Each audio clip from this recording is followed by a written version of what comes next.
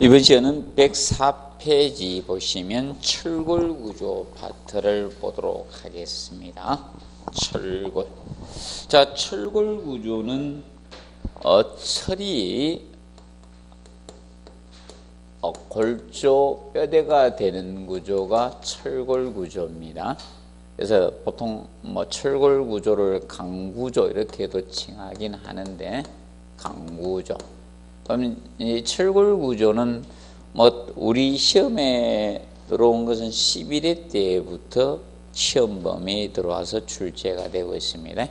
보통 이 철골구조는 아파트 이제 건축물들이 굉장히 고층화되다 보니까 보통 철근 콘크리트로 하자니까 이 단면이 자꾸 커져요. 단면이. 근데 철골은 적은 단면으로 큰 하중을 받을 수 있기 때문에 이 철골 구조가 도입이 됐습니다. 근데 철골 구조가 좋은 점도 있고 나쁜 점이 있겠죠. 자, 보통 이겁니다. 막 조립을 해 나가다 보니까 공사 기간은 어떻게 굉장히 단축이 돼요. 공사 기간은. 그런데 불에 너무 약해요. 화재.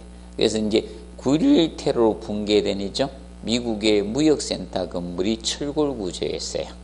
화재에 취약하다는 것이 드러난 겁니다. 그래서 그런 장단점을, 그럼 철골 구조의 장점하고 단점을 철근 콘크리트, 아파트 뼈대인 철근 콘크리트하고 비교하면서 우리가 공부를 조금 해두시면 되는 겁니다. 자, 그러면 철골 구조는 스틸이죠. 재료가 스틸이고 원래 구조를 갖다가 스트럭처라고 합니다.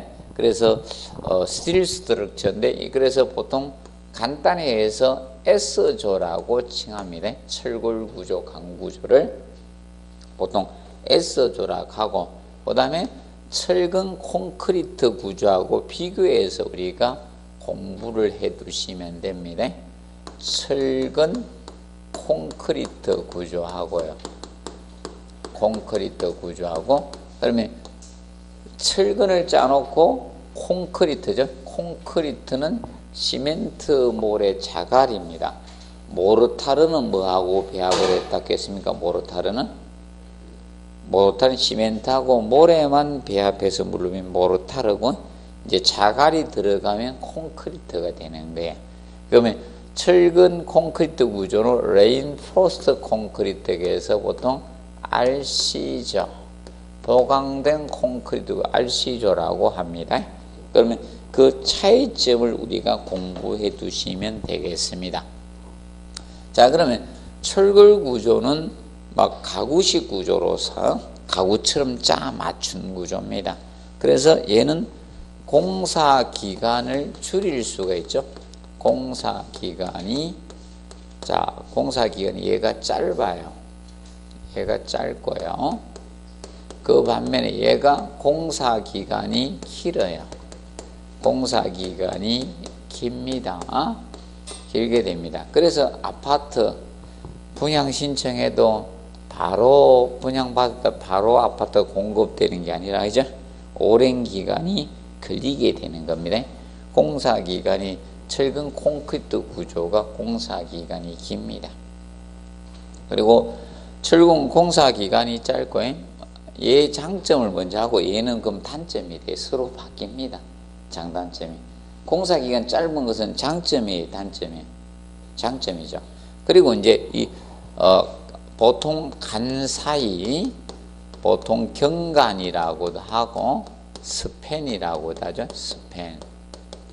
그래서 이 스팬은 영어로 스팬 개념이죠. 원래 간 사이라는 것은 기둥과 기둥 중심 간의 거리를 간 사이 또는 경간, 영어로 스팬이라고 해요. 그러면 간 사이가 크게 되면요, 주차할 때 편리하죠. 그런데 아파트 지하 주차장에 기둥과 기둥 사이에 보시면 차 세대 되면 어떻게 됩니까? 문을 함부로 못 열죠. 문 확 열었다 옆에 차 박잖아요. 그럼 그건 철근 콘크리트고, 백화점 같은 데 가면 간 사이가 좀 넓은 데가 있어요. 그러면 철골 뼈대에 들어갔다는 거예요. 세대를 주차해도 창문을 열어도 차를 안 박더라 이러면 이 간 사이를 넓게 해줬다는 거예요. 그래서 간 사이가 얘가 크고요. 얘가 간 사이가 경간이 짧습니다. 스팬이. 간 사이 개념이 이 경간 스팬 개념이 얘는 짧아요.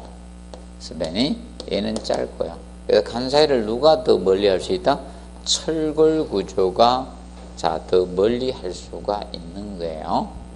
자, 그리고 건물의 중량을 갖다가 자중을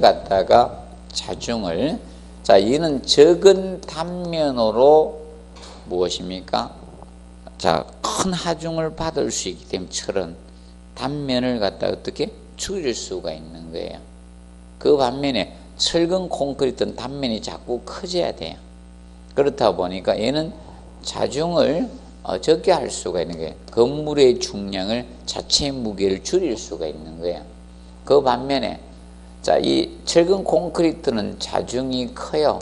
건물의 중량이 커집니다. 자, 그래서 철근 콘크리트 건물은 자중이 자체의 무게가 건물 무게의 90에서 95%를 차지해요. 쉽게 이런 건물에 철근 콘크리트 자기 무게가 거의 90에서 95%를 차지한다는 거예요. 그럼 우리는 별로 해당이 안 된다는 거예요. 책상이나 사람 넣어봤자 몇 프로밖에 안 된다는 거예요. 자기 무게가 전체 무게의 90에서 95%를 차지하는 거예요. 그래서 무게가 어떻게 많이 나간다. 자중이 건물의 중량이 많이 나간다라고 보시면 되겠습니다.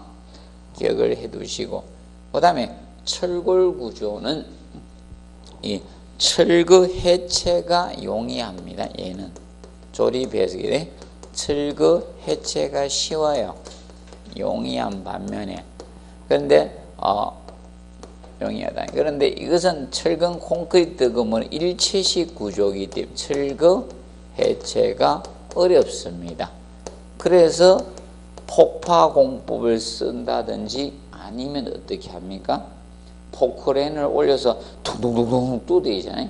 그러다가 사건 사고가 많이 생기잖아요.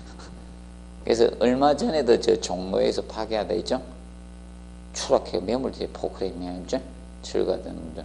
그게 왠가 하면 위에서부터 막 포크레인 엄청 무거운 거 언제 콩콩콩 때리다 계속 위에서 계속 진동 줬을 거 아닙니까? 그 피로 얼마나 받았겠어요, 밑에가? 여러분도 진동 계속 줘봐요, 좋은지. 이거 잠깐 뜨는 건 괜찮죠, 이렇게. 보통 보면 이제 운동 그 가까이 뱃살 뜬다고 딱 떨잖아요. 하루 종일 떨어봐요, 막 이틀 떨어봐요. 정신 없어요. 맞죠? 그렇게 무게를 좀 줄여주든지 해야 되는데, 그래서 이 철거 해체가 어렵습니다. 그리고 얘는, 자, 철거 구조, 강 구조는, 이거죠. 재료의 재사용을 할 수 있잖아요. 재료의 재사용이 됩니다. 그런데 이거는 재료의 재사용이 어렵죠. 재료의 재사용이 조금 어렵습니다. 좀 떨어지잖아요, 재사용률이. 그래서 여러분 재료 재사용률을 건장하기 위해서 요새 이 문장이 나온 거다. 순환용 골재. 하도 재사용 안 하니까 순환용 골재 사용하라고. 그러면 앞으로 이 순환용 골재라는 것은 무엇을 순환용 골재라고 하는가 하면 기존 콘크리트, 이제 철가는 콘크리트에서 뭐 한다? 골재를 채취하는 걸 순환용 골재라고 해. 순환용 골재. 재사용하자는 거예요. 그래서 이제 순환용 골재가 채용이 되고 있는 개념이 됩니다. 그래서 기억하고, 그 다음에 이제 알아두실 것이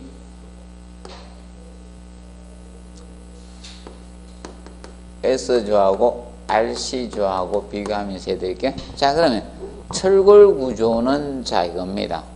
자, 보통 내화성이 어떻게? 불에 약해요. 내화성이 떨어져요. 얘가 내화성이 좋은 겁니다. 내화성은 하재에 견딜 수 있는 성질이 내화성입니다. 그럼 얘는 내화성이 떨어지니까 내화 피복을 필요해. 내화 구조가 되기 위해서는 내화 피복이 필요하게 되는 것이고요. 내화성이 좋기 때문에 자체적으로 뭐다? 내화 구조가 되는 거예요. 내화 구조는 하재 견딜 수 있는 구조를 무슨 구조? 내화 구조라고 합니다. 내화 구조. 그러면 하재 10초 견딘다고 내화 구조를 할 수 없죠? 하재 장시간 견딜 수 있는 구조를 무슨 구조?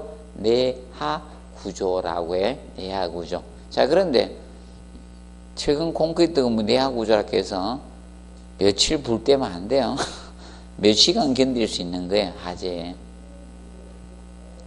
하루 종일 불 때버리면 다 붕괴돼요. 최근 콘크리트도. 콘크리트가 초반에는 수축에 열을 받으면, 나중에 열을 너무 장시간 계속 받으면 나중에 폭발해버려요. 터져요. 콘크리트. 그래서 자체적으로 얘는 내화 구조가 된다는 점 기억을 해 두시고, 그 다음에 철골 구조는 뭐 됩니까? 녹슬기 쉽습니다. 녹슬기 쉽고요. 그 반면에 알 수 있죠? 얘는 녹슬기가 쉽죠. 이거는 콘크리트 강알칼리성 콘크리트가 강알칼리성이거든요. 콘크리트 강알칼리성이 됩니다. 그 강알칼리성인 콘크리트가 이 철근의 부식을 방지해 줍니다.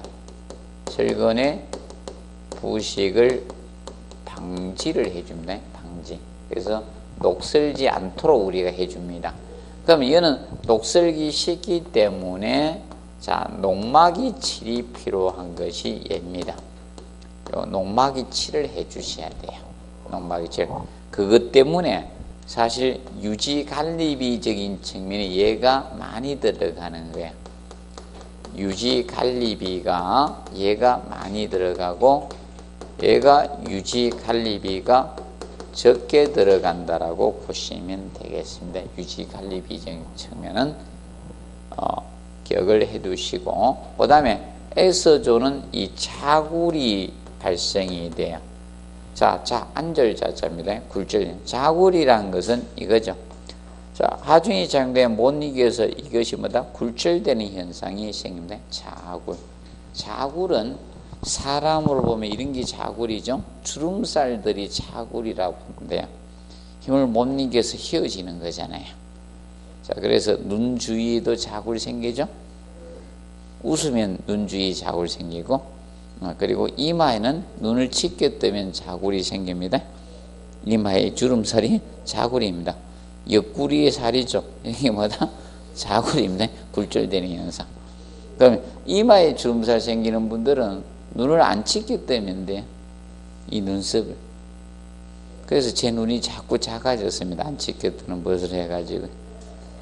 그래서 직업이 참 좋았습니다. 여기서 매일 내려다 보니까 눈을 찢게 뜨지 않아도 되잖아요. 그래서 이 자굴이 발생이 돼요. 그러면 자굴이 발생이 되기 때문에 자굴에 대한 고려를 해줘야 되죠. 이 자굴에 대한 고려가 있어야 돼요. 대한 고려를 해줘야 되는 겁니다. 고려가 필요합니다. 부재가 단면에 비해서 길다 보니까 세장하다 보니까 자굴이 생깁니다. 근데 얘는 자굴이 발생이 된다 안 된다? 안 되는 거예요. 얘는 자굴 발생이 없는 거예요. 자굴 발생이 없다는 거예요. 자굴이 안 생깁니다. 왜? 콘크리트가 뭐 해주니까 피복해 주고 있기 때문에 자굴이 될래야 될 수가 없는 개념이 된다는 점 알아두시고, 그 다음에 105페이지 거기 보시면 참고에 재료의 변형 성질에 대해서 해놨습니다.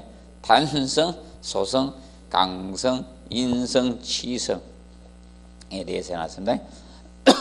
단성은 외력을 작용하면 순간적인 변형은 있어도 외력을 제거해버린 원상 회복하는 성질이 회복하는 것이 탄성이에요.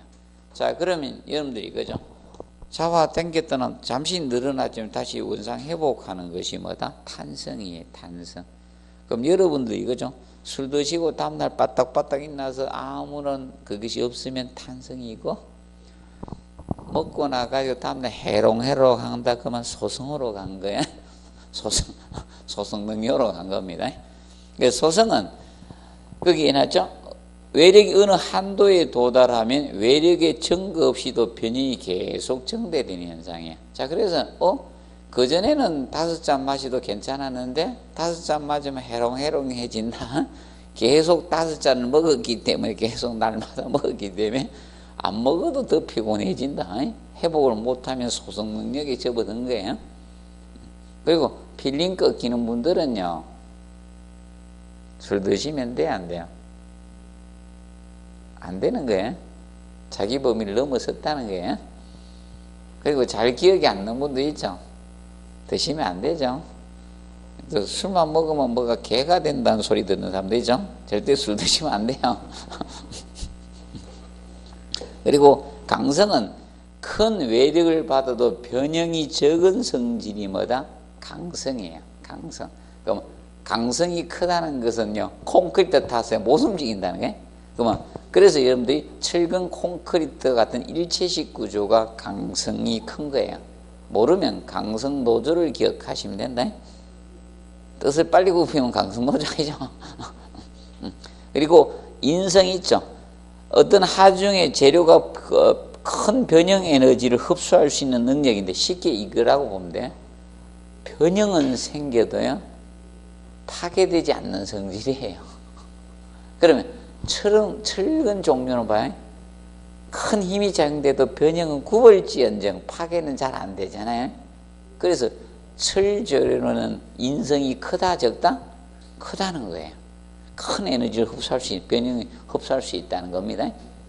그리고 치성은 재료가 변형하려고 하면 어떻게? 파괴되기 쉬운 성질을 뭐다? 치성. 자, 이거 보면 돼요, 분필. 제가 분필을 굽히려고 하니까 어떻게 됩니까? 툭 부러지죠? 이게 치성인 거예요. 근데 제가 철선이나 이런 거 갖다가 탁 굽혀버리면 희어는 지죠? 근데는 파괴는 안 되죠? 그런 것은 인성이 좋은 것이고, 그 다음에 이겁니다. 잡아 당기는데 쭉 늘어나는 것은 연성이죠. 아이, 고무줄 연성 좋죠? 쭉 늘어나죠, 맞죠? 엿, 5, 6월의 엿을 생각해 봅시다. 엿을 잡아 당기면 쭉 늘어나죠. 근데 겨울철에 엿은 어떻게 돼요? 추운데. 그때는 치성이 되죠. 툭 끊어지죠. 개념 알아두면 되고, 이걸 시험 내는 건 아니고요. 이제 지문에 나왔는데, 이런 뜻을 모르면 열받잖아요. 그래서 간단히 알아두시면 된다. 자, 그거 봐두시고요. 그래서 일단 기본만 먼저 하고 나갈게요. 기본 이론 과정이니까.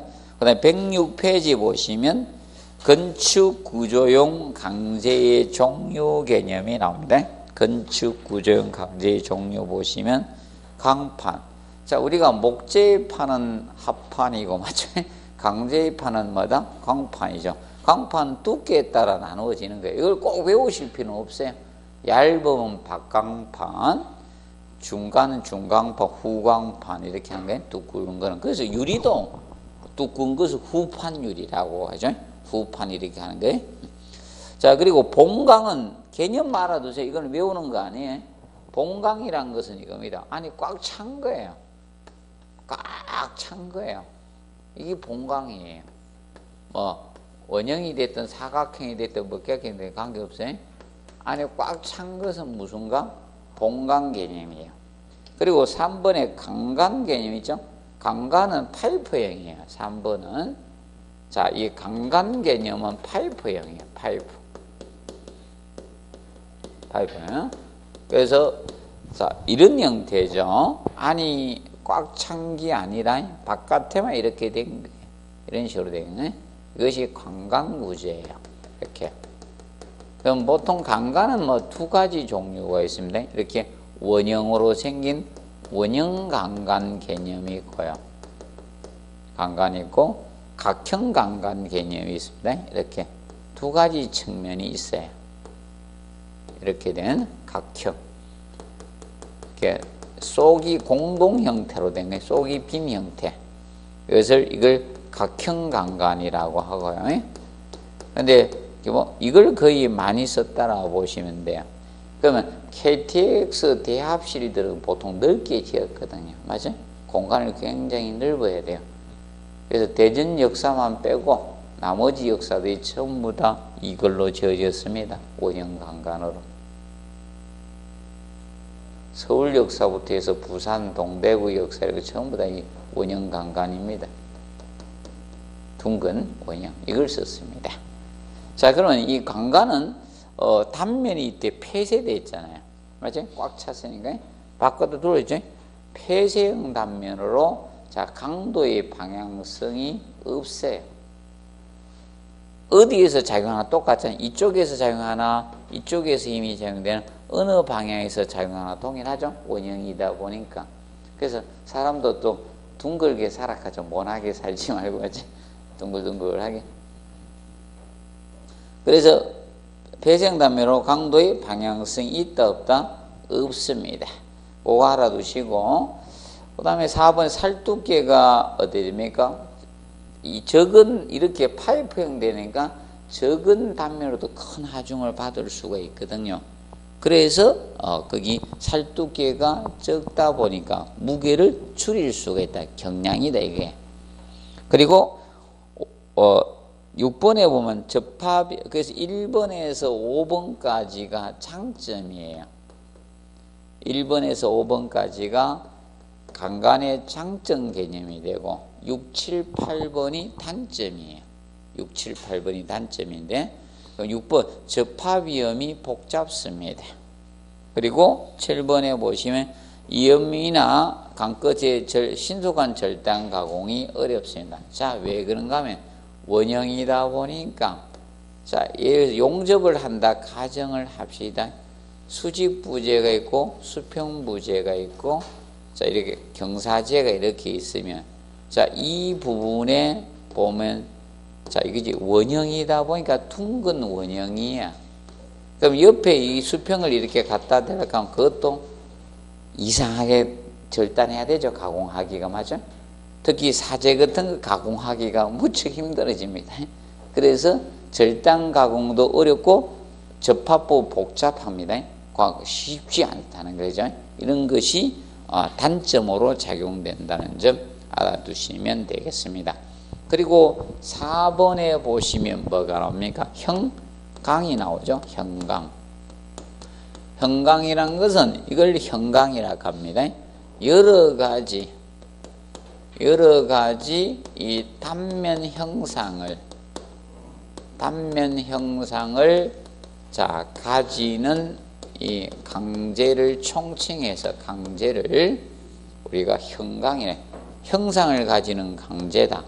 알파벳 형상이나 가나다, 기억니언티그 이런 갖는 형상을 갖는 강제라는 겁니다. 형상으로 제작되는 강제입니다. 그래서 여러분들 주변에서 많이 보는 게 I나 H자, 영어 알파벳 H자로 생긴 뭐다? 형광을 많이 보는 거예요. 그래서 H빔, I빔, 맞죠? H형광 이렇게 보통 칭하는 거예요. 형광. 그래서 그 우측 107페이지 보시면 그 H형광을 표기하는 법을 해놓은 거예요. H형광의 표기법에 대해서 거기 정리해 놓은 겁니다. 그러면 H형광은 자 거기 형광을 봤을 때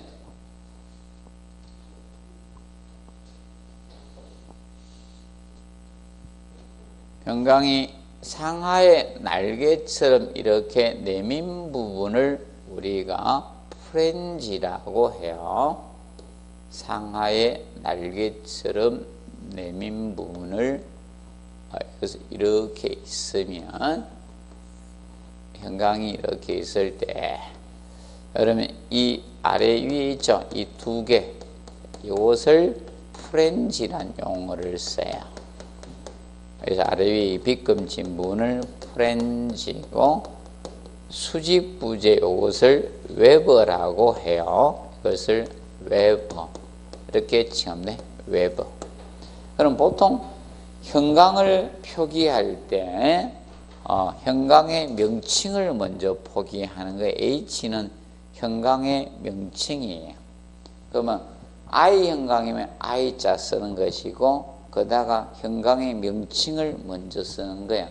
현강을 먼저 써서 다시 현강의 높이 A를 먼저 표기하는 거예요. 현강의 높이 A를 먼저 표기하고 현강의 폭 B를 나타내고 그 다음에 T1이 외부 두께를 T1이라 하고 프렌지 두께를 T2라고 했을 때 가장 먼저 현강의 높이 A를 나타내고 곱하기 현강폭 B 그리고 T1 수직 부위 외부 두께를 먼저 나타내고 T2 프렌지 두께 순으로 나타냅니다. 그래서 외부 두께를 먼저 나타나게 돼 있어요.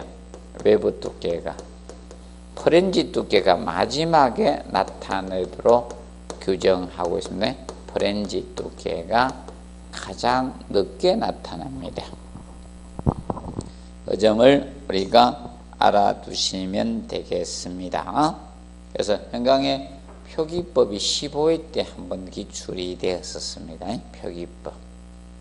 그래서 현강의 뭘 가장 먼저 명칭, 현강의 높이가 다음이에요. 그 다음에 현강의 폭, 외부 두께, 프렌지 두께 순으로 표기하게 되어 있습니다. 자, 그리고 107페이지 5번에 보면 강제의 재질 표시 있죠. 1번 SS 나오죠. 이것이 14회 때 기출이 되었었습니다. SS. 자, 그래서 일반 구조형 압연 강제를 찾으세요 해서 SS 찾는 걸 나왔습니다. 그러면 SS는 스틸 스트럭처의 약자를 뜬 게 스틸인데 스트럭처가 구조입니다. 일반 구조형 압연 강제고 그 다음에 SM 나오죠. 스틸 머린. 원래 머린이라는 것은 선박을 뜻하는 단어입니다. 선박인데 그러면 선박은 후판, 철판을 갖다 용접해서 만들 수밖에 없잖아요. 그래서 용접 구조형 압연 강제를 뭐다? SM이라 표기하고 그 다음에 3번에 SN 해놨죠. 스틸 U 스트럭처입니다. 그래서 건축 구조형 압연 강제를 SN으로 표기하고 있습니다. 그런데 그거는 이제 시험에 나왔기 때문에 그 참고 부분 해놨죠. SM490 SM490A다 표기하면 그 SM이라는 것은 첫째 스틸이고 두 번째가 제품 형상이나 용도나 강종이죠. 그럼 강제의 종류를 나타낸 거죠. 강종, 용접 구조형 압연 강제다. 강종을 나타내죠. SM은 용접 구조형 압연 강제를 나타내는 것이고, 그리고 뒤에 적혀있는 490이 바로 무엇을 나타낸다? 최저 인장 강도를 나타내게 됩니다. 최저 인장 강도. 그래서 최저 인장 강도가 무엇인가 하면 떨어질 때까지 견디는 강도입니다. 최대. 그래서 파단될 때. 그래서 가장 많이 받는 거죠. 최저 인장 강도가 자, 490 뉴턴 퍼 제곱미리다 이겁니다. 최저 인장 강도가 490 뉴턴 퍼 제곱미리다. 이것을 나타내고 있다. 그러면 490m 인장 강도인 이것이 항복점에서 받을 수 있는 게 항복 강도예요. 자, 항복점은 철을 강제를 잡아 당겼다 나온 원상 회복한 그 항복점 미만에서는 원상 회복을 해요. 항복점에 도달되면 더 이상 원상 회복을 못 해요. 산업으로 보면 힘들다고 항복은 하죠. 그렇다고 죽은 건 아니잖아요. 얻어맞아. 맞죠? 이게 생기죠. 그러면 항복점을 넘으면 잡아 당겼다 놔버리면 원상 회복을 안 합니다. 늘어난 대로 그대로 있다는 게. 그래서 보통 항복 강도는 인장 강도보다는 적어요. 떨어진 게 아니잖아요. 그래서 항복 강도는 한 70% 정도 전후에 왔다 갔다 해요. 그래서 보통 자, 이 490의 항복 강도는 325 뉴턴 퍼 제곱미리가 돼요. 이 항복 강도. 그리고 자, A는 보통 강제의 품질로서 용접성의 양으로 나타내는 강제의 품질, 이거는 A, B, C 이렇게 나타내. 이거는 샤르피 흡수 에너지 등급으로 나타내는 거예요. 시험을 통해서 규명하는 겁니다. 샤르피 흡수 에너지 등급이라고 해서 강제의 품질로서 용접성의 양으로 나타내는 겁니다. 샤르피 흡수 에너지 등급이라고 해요. 흡수 에너지 등급. 간단히 알아두시고, 그래서 특히 알아둘 겁니다. 저기 강제에서 나타낸 수치는 제발 항복 강도가 아니라 무슨 강도다? 인장 강도에 떨어질 때까지 견디는 강도예요. 그 점을 알아두시면 되겠습니다. 그 다음에 108페이지 보시면 접합법이 나옵니다. 접합. 자, 접합은 지금 현재 리벳 접합이 있고, 넘겨보면 일반 볼트 접합이 있고, 고장력 볼트 접합, 용접 접합에서 나누어지고 있습니다. 그래서 일반 건축 구조물의 접합법은 이 네 가지가 있어요. 기본 네 가지가 있는데, 첫 번째 무슨 접합이 있다? 리벳 접합이 있는 거예요. 리벳 접합. 두 번째 보시면 볼트 접합이 있고, 볼트 접합. 그리고 고장력. 고장력은 장자는 뺄 수도 있습니다. 고장력 볼트 접합이 있습니다. 그리고 네 번째 용접 접합에서 이 네 가지 접합법이에요.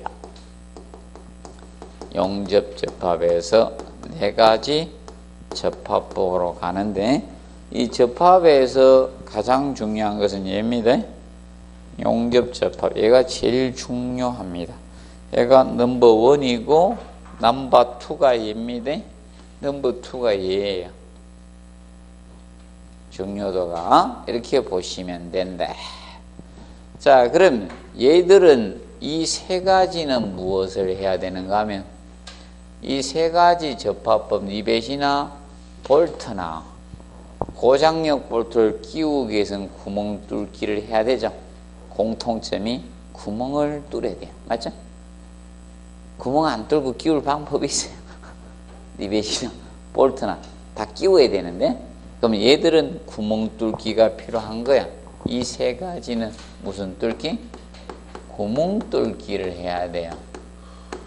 구멍 뚫기를 해서 그 안에다 리벳이나 볼트나 고장력 볼트를 넣어서 어떻게 체결을 하셔야 되는 거예요. 그렇다 보니까 구멍 뚫기를 하면 뭐가 생깁니까? 단면 결손이 생기죠. 단면 결손이 발생이 되는 거예요. 단면에 대한 결손이 생기기 때문에 재료가 절약을 할 수가 있어요, 없어요? 없죠. 재료 절약이 안 되는 거예요. 기억하죠? 여기서 재료가 절약된다는 문장이 나오면 틀려요. 볼트나 뭘 끼워야 되는 것은 재료 절약된다는 문장이 나올 수가 없다는 게, 그 점을 기억을 하시고요. 주의하시면 됩니다. 그러면 얘들은 뚫기를 해야 돼. 구멍 뚫기를 해야 되니까 끼워 넣어야 된다는 점을 기억하십시오. 그러면 얘는 용접 개념이죠. 용접은 금속을 이렇게 해서 중간에 용착 금속을 넣어서 둘이 붙게 만드는 거야. 그렇다 보니까 얘는 구멍 뚫기가 필요 없어요. 얘는 유일하게 구멍 뚫기가 필요 없는 접합이 무엇이다? 용접 접합이에요. 그러면 구멍 뚫기를 안 하다 보니까 얘는 단면 결손이 생기더라 안 생기더라? 안 생깁니다. 단면결손이 발생을 안 하는 거예요. 발생을 안 하기 때문에 얘가 뭐다? 그래서 재료 절약, 강제를 절약할 수 있는 거죠. 재료 절약을 할 수 있는 것이 용접접합이라는 거예요. 그래서 단면결손이 발생을 안 하는 거예요. 그래서 용접접합이 재료가 절약된다는 문장이 나올 수 있고, 그러면 다른 데서는 재료가 절약된다는 문장은 나오면 안 된다는 거예요. 그럼 리벳접합은 그 108페이지 그림과 같이 이렇게 리벳을 가열해가지고 금속을 가열해서 온도가 높으면 금속은 형태가 변하잖아요. 그럼 그 위에서 팻말로 탁 두드려가 머리 모양을 만들어서 쉽게 저것도 저거예요. 가위도 리벳입니다. 쉽게 이야기하면. 가위 두 날 사이에 하나로 돼 있죠. 그게 리벳이에요. 그게 건물은 커지는 거예요. 가위에 너무 큰 걸 쓰는 건 아니고 작은 거 쓰는 거고, 그게 가위가 리벳 하나 박은 거예요. 그게 돌아가는 거예요. 두 개 박으면 안 돌아가요. 그래서 이제 리벳접합은 우리가 알아두실 것이 이겁니다. 리벳은 우리가 리벳은 그러면 가열을 해가지고 갖다 때려서 모양을 만드는 거예요. 그럼 철을 때리면 대장장이가 벌겋게 다른 쇠 때린다고 소리가 안 나요? 나죠? 그래서 소음이 제일 커, 얘가. 리벳접합은 소음이 큽니다, 얘가. 리벳접합은 몇 가지만 기억하세요. 너무 많이 공부하려 하지 말고. 리벳은 미리 이야기합니다. 제가 가르쳐 주는 것만 공부하고 너무 많이는 하지 마시라. 소음이 크다. 자, 외경은 엑스트라로 뺏기 못 나온다는 거예요. 주가 아니기 때문에. 여러분, 이겁니다. 엑스트라 틸락 하면 못 튀게 하죠. 죽은 병사인데 죽은 병 한 대 맞고 확 죽어야 되는데 막 실입도 없는 거 하다가 맨날 눈치 비죠. 맞아. 그럼 엑스트라 좀 빼라하고 막 해야 된다 나중에. 그래서 얘들 둘이는 엑스트라요. 애들은 명심하세요. 종합문제 지문밖에 못 나올 놈들이야. 지 혼자는 죽어도 못 나올 놈들이다. 이야기했습니다. 올해도 얘가 한 문제야. 두 문제 나오면 얘가 한 문제야. 용접이. 용접은 중요합니다. 그래서 앞전에도 용접 나왔고 그 이전에도 용접 나오고 계속 용접 나오는 거예요. 그러니까 얘는 대장이다 이래부터 계속 한 문제씩 내주고 있습니다. 대장 쫄다고는 구분해가 내야 될 거 아니야. 볼트 쓰지도 않는 저 볼트를 내고 이러면 안 되죠. 자, 그게 소음이 크다는 거. 그리고 얘는 이 리벳접합은 접합부 검사가 용이해요. 접합 검사가 용이합니다. 얘는 리벳을 가열해가 팻말로 때려서 만들었기 때문에 불량이 나면 유광으로 다 확인이 돼. 산화로 보면 이겁니다. 얼굴에 흰오해락이 금방 나타나는 사람이 리벳이 접합입니다. 뭐 재미나면 얼굴이 밝았다가 좀 안 좋으면 얼굴이 이상해지고 남들이 다 알고, 그 때문에 고수업 칠 때 좋은 거 다 들었으면 얼굴에 표시 다 하는 사람도 있죠. 맞죠? 딱 얼굴 보면 그래서 저기 진짜 잘 듣는가 보다 이러면 다 죽어버리지. 맞죠? 또 강 팔라고 강 들었는데 얼굴 표시 다 하니까 앞에서 죽고 강값 안 주려고. 접합검사가 용이합니다. 아주 쉽습니다. 그리고 얘는 전단접합입니다.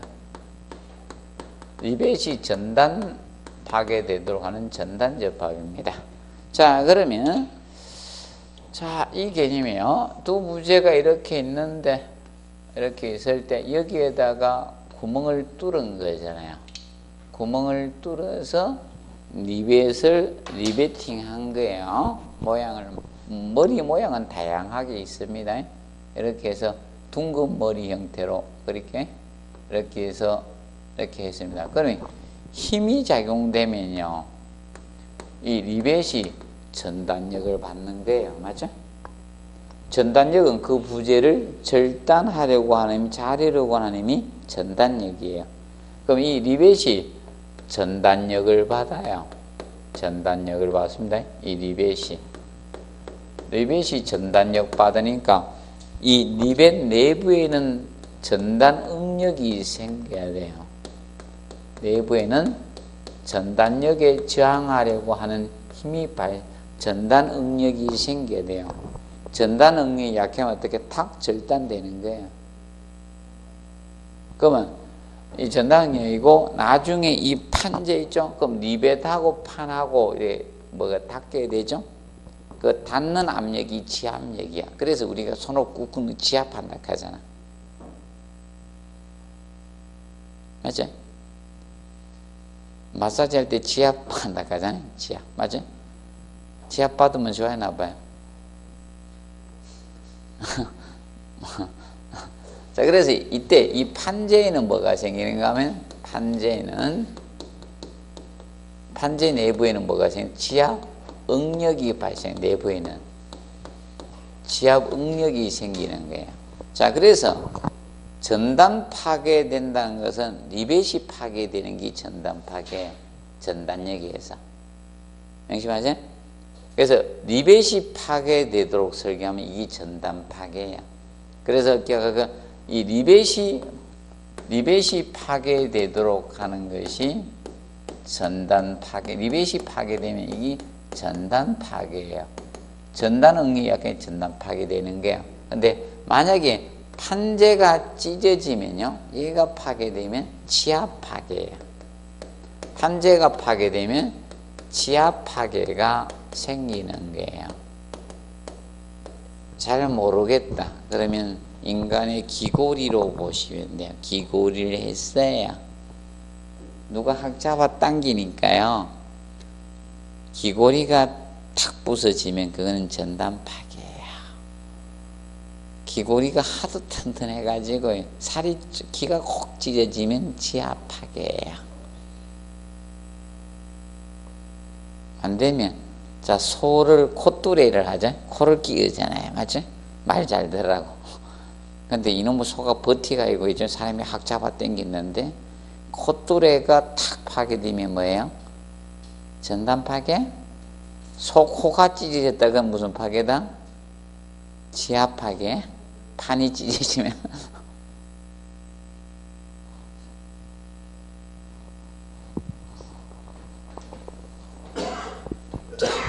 그리고 볼트 접합. 자, 볼트는 일반 이제 볼트 조임을 우리가 했다. 그래서 보통 이것도 이제 조립하면 이 볼트도 이 책상도 이 볼트 접합이잖아. 그래서 나중에 풀리죠. 너트가 맞아? 다시 쪼아주고 나중에 보면 막 이 볼트 너트 어디로 도망간 데 많죠. 그래서 이거는 너트 풀림이 생겨요. 이 볼트 접합은 너트 풀림이 발생하죠. 풀림이 발생해요. 그렇기 때문에 구조로 중요한 부재는 쓰면 안 돼. 반복 하중이 작용하고 이런 데는 사용해서는 안 돼요.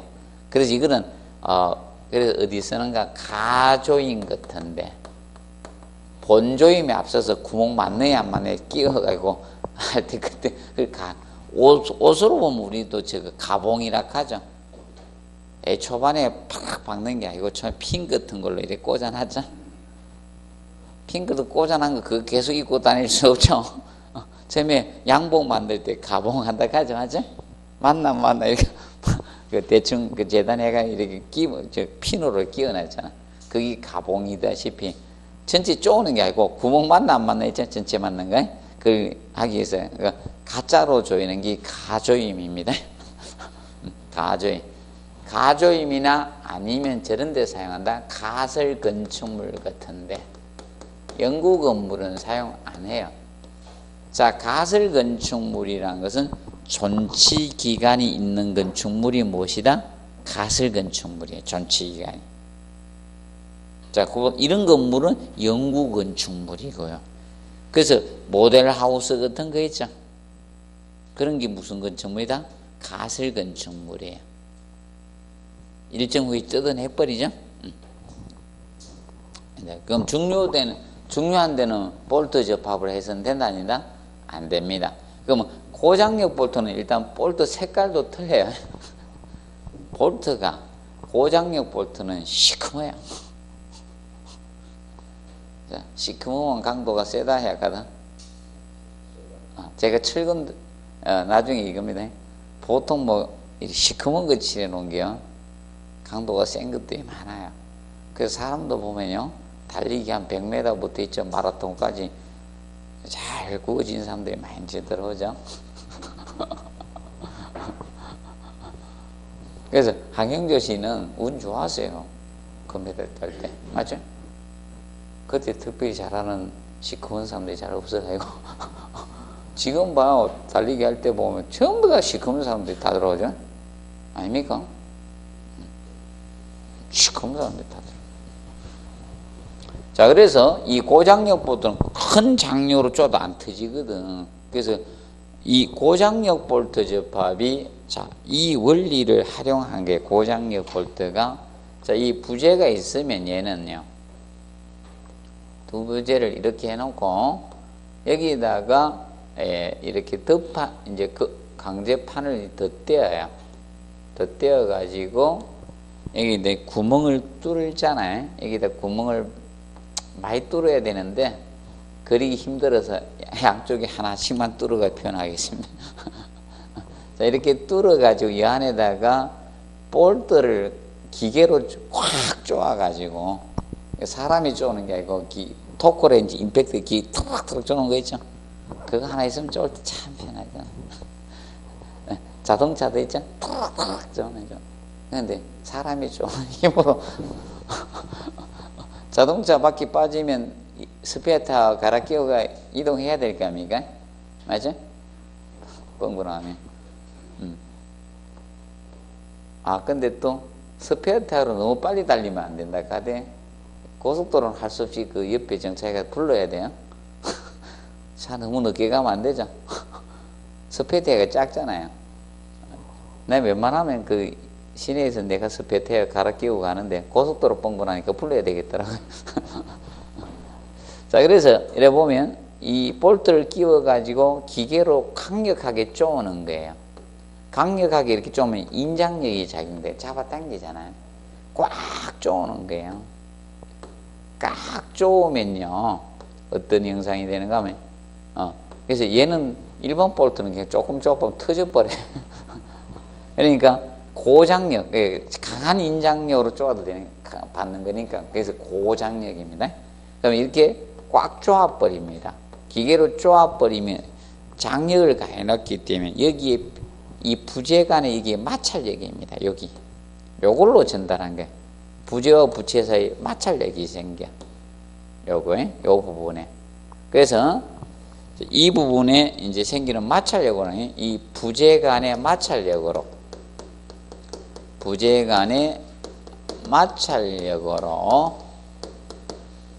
힘을 전달을 하는 접합법이네.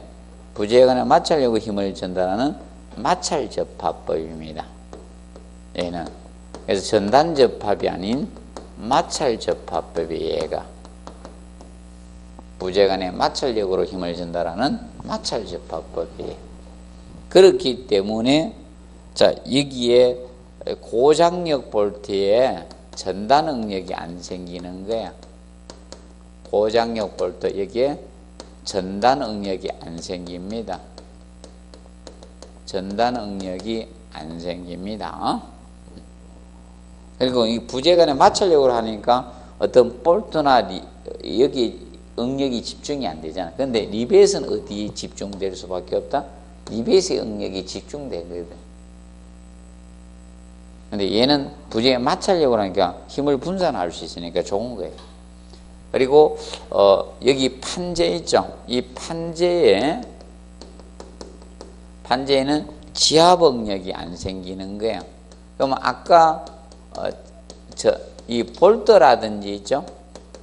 이 리벳 접합은 여기 이야기했죠. 리벳에는 뭐가 전단응력이 생기고 그리고 판재에는 지압응력이 발생합니다. 이렇게 되지만 얘는 이 마찰력으로 전달하다 보니 이것이 안 생기는 게.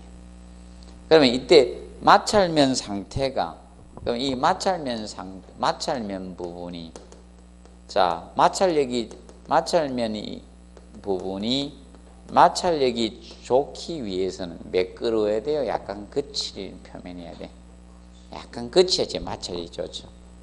이해 안 되는 분은 뺀질뺀질한 걸로 밀어보고 까칠까칠한 걸 밀어봐야 누가 마찰력이 센지.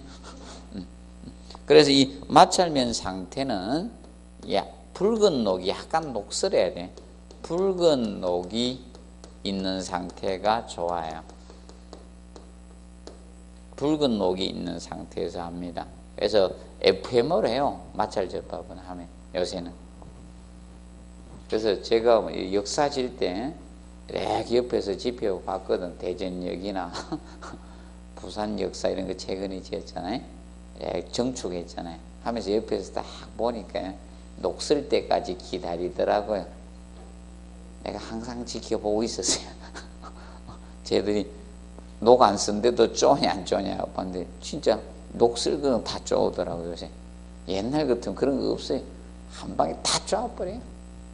근데 녹슬이 쪼으니까 녹이 빨리 쓴 데 먼저 쪼고 안 쓴 데는 안 쪼더라고요. FM으로 하더라고요. 요새 또 이게 감리 제도가 있잖아. 공사를 제대로 하는지 안 하는지 있죠? 공사 감독하는 감리 제도가 있거든. 그 감리자들이 또 봐. 다 체크하고 이래. 감리하고 한 통속이면 관계없죠.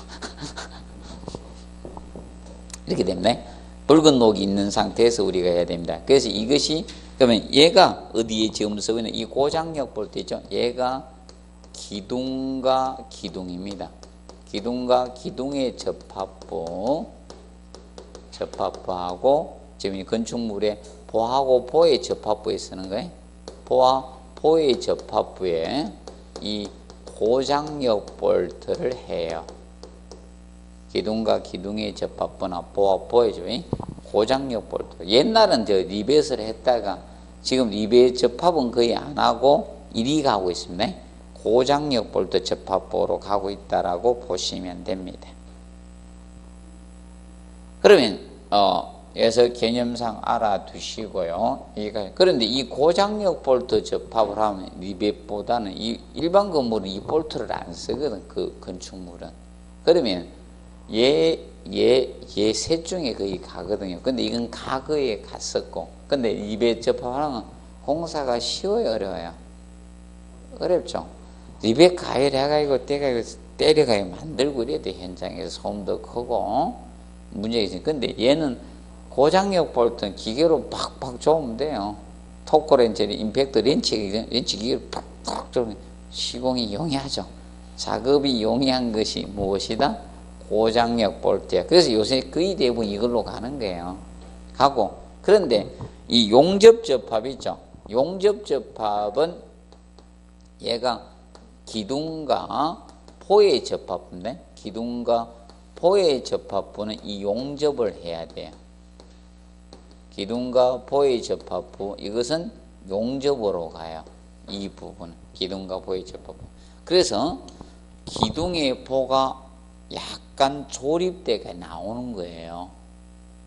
용접을 해가 나와요. 용접해가 나오면 이제 여기 기둥부 조금 나오고 저쪽 부분 기둥 조금 나오면 이제 보 큰 걸 크레인으로 이렇게 내려줍니다. 그러면 양쪽에 한 분, 두 분이 딱 있어가 중간에 조절해가 탁 끼웁니다. 맞죠? 보신 분들 보셨을 거예요. 앞으로는 공사하면 공사하거나 이렇게 진행하지 말고 보면 좀 용이합니다. 쉽습니다. 그래서 옛날에 리벳이 어떻게 나왔었나 이렇게 나왔어요. 기둥과 보의 접합부 용접하는데 기둥과 보의 접합부 리벳 접합을 한다 이렇게 나왔던 거예요. 기둥하고 보하고 리베팅 하려면 힘들어 죽어요. 리베팅 못해요. 그래서 기둥과 보는 용접으로 처리해가 나오는 거예요. 그리고 기둥하고 보가 제일 중요하잖아, 뼈대에서. 그거는 일체성을 확보하는 용접으로 하라는 겁니다. 그렇게 가주는 겁니다. 정리를 해 두시고요. 그래서 용접접합 112페이지 용접접합이죠. 이 용접 부분 가장 중요합니다. 용접 부분이. 그러면 용접 부분이 앞전 시험에서는 저거 가지고 낸 겁니다. 앞전 시험에서는 용접 결함 종류 나오죠. 114페이지 용접 결함 종류 있죠. 여기에서 나온 겁니다. 용접 결함 종류. 이게 16회 20회 때 냈어요. 16회 20회 때 용접 결함 종류 나오죠. 16회 20회 딱 써놔요. 자, 그런데 제 이론은 이겁니다. 앞전에 나온 놈은 나올 확률이 5% 이하가 된다는 거예요. 100% 중에 5%에 우리 문제가 몇 문제입니까? 40문제요. 40문제. 그렇기 때문에 5%라는 것은 5% 이하라 했으니까 그러면 40문제 중 몇 문제가 나올 수 있다? 5%면 몇 문제? 2문제 최대가. 내가 최대로 잡아준 게 5%고요. 연관성 있게 나올 수 있는 게 작년에 딱 한 개밖에 없었어요. 딱 한 문제였어요. 19회 때 언급이 됐는데 20회 언급이 나온 거는요. 벽돌 소요량 계산하는 거 있죠. 딱 하나 있었어요. 벽돌 19회 때는 벽돌의 정미 수량 구하는 거 나왔고, 근데 이제 바꿔서 벽돌의 소요 수량을 구하는 게 20회 때 나왔던 그거 하나예요. 그럼 5%의 목숨 걸어야 돼요? 95%의 목숨 걸어야 돼요? 95%의 목숨 걸어야 되지? 그래서 기출문제에 너무 목숨 걸면 안 된다는 거예요. 이 과목은. 근데 민법 회계 원리는 목숨 걸어야 돼요. 기출 열심히 하는데 시설계로는 제가 방향성 가르쳐 준 대로 자꾸 공부해 두면 돼요.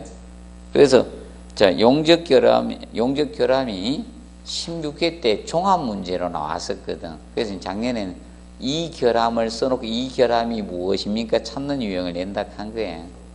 제가 방향성을 제시해 드리는 겁니다. 자, 그러면 올해는 용접결함이 잘하면 용접을 내면 종합문제 지문으로 한 줄 정도 나올 수 있다. 이렇게 보시면 돼요.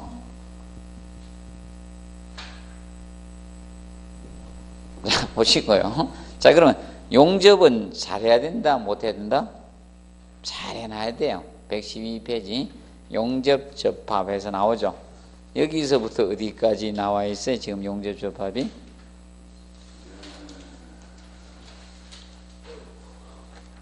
페이지 118페이지까지 나와야죠. 118페이지까지 나와 있습니다. 118페이지까지. 118페이지 용접부의 비파괴 검사 있죠. 이게 19회 문제, 19회 때 낸 거고, 19회 때 나왔습니다. 이렇게 20회 때는 아예 그림자도 안 보이는 겁니다. 그렇게 보시면 돼요. 자, 그래서 112페이지 용접접합은 중요하니까 잠시 휴식하고 들어오세요.